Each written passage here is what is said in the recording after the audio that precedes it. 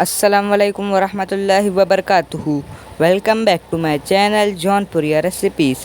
आज मेरी मम्मा बनाने जा रहे हैं मिल्क बिस्किट से मिठाई।